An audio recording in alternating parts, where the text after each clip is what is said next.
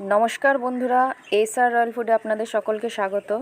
আজকে আমি বানাতে চলেছি আলু দিয়ে চিংড়ি মাছ। তার জন্য সবার প্রথমে আমি চিংড়ি মাছটা খোসা ছাড়িয়ে পরিষ্কার করে নিয়েছি। সামান্য একটু হলুদ দিয়ে পরিষ্কার করে নিয়েছিলাম জল দিয়ে ধুয়ে। এবার ভালো করে ধোয়া হয়ে গেলে এটার মধ্যে আবারও একটু লবণ আর হলুদ মেখে নিলাম। এবার মাছের জন্য আমি নিয়ে নিয়েছি কাঁচা লঙ্কা, সর্ষে আর এখানে পোস্ত ভিজিয়ে রেখে দিয়েছিলাম আগেই। এবার পোস্ত, সর্ষে আর লঙ্কাটা একসাথেই মিক্সিতে বেটে নেব।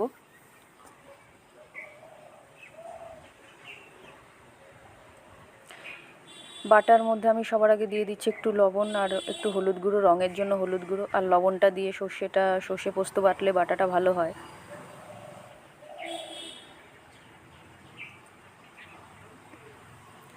বেটে নেওয়া হয়ে গেছে।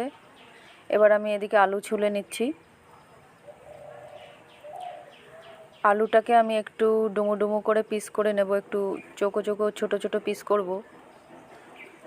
বেশি বড় পিস করব না, তাহলে গলতে অসুবিধা হবে, তাই ছোট ছোট করে পিস করে নেব, খেতেও খুব ভালো লাগবে। আলু কেটে নেওয়ার পরে এবার আমি গ্যাস ওভেন ধরিয়ে দিলাম, কড়াই বসিয়ে দিচ্ছি। কড়াইটা গরম হয়ে গেছে। এবার কড়াইতে দিয়ে দিলাম সামান্য করে সর্ষের তেল। সবার আগে চিংড়ি মাছটা ভেজে নেব।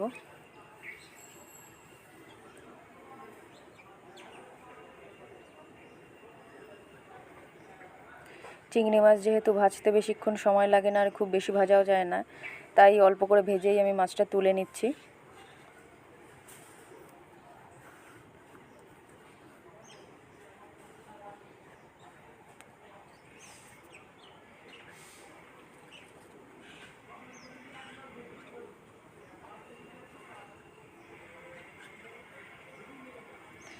এবার ওই মাছ ভাজার তেলের মধ্যে আমি আরেকটু পরিমাণে তেল দিয়ে দিলাম, সর্ষের তেল।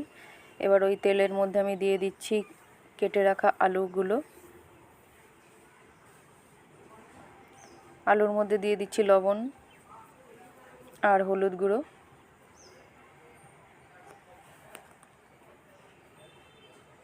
এবার একটু বেশ ভালোভাবে নাড়িয়ে চাড়িয়ে নেব।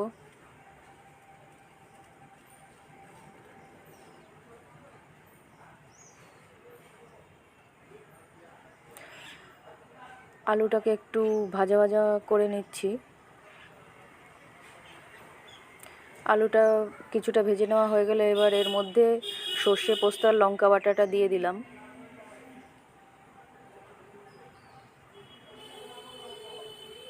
আর দিয়ে দিচ্ছি ভেজে রেখে দেওয়া মাছগুলো।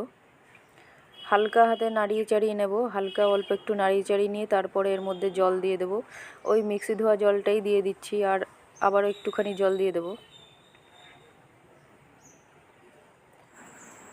এবার উপর থেকে কয়েকটা কাঁচা লঙ্কা চিড়ে দিয়ে দিলাম, উপর থেকে কাঁচা লঙ্কা দিয়ে দিলাম, একটু ফ্লেভারটা ভালো আসবে। আর দিয়ে দিচ্ছি সাথে আবারও অল্প করে লবণ আর হলুদ।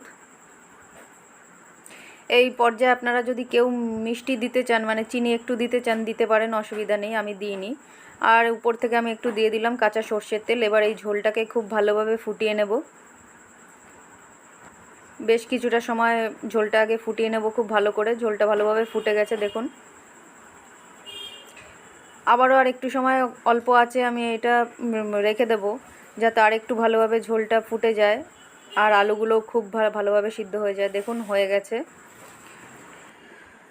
ঝোলের উপর থেকে তেল ভেসেছে। এই পজিশনেই আমি এখন গ্যাস ওভেনটা বন্ধ করে দেব।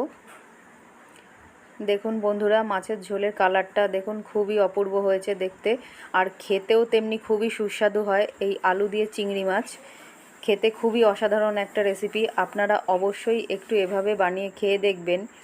গরম ভাতের সাথে সত্যিই খুব অসাধারণ লাগে খেতে।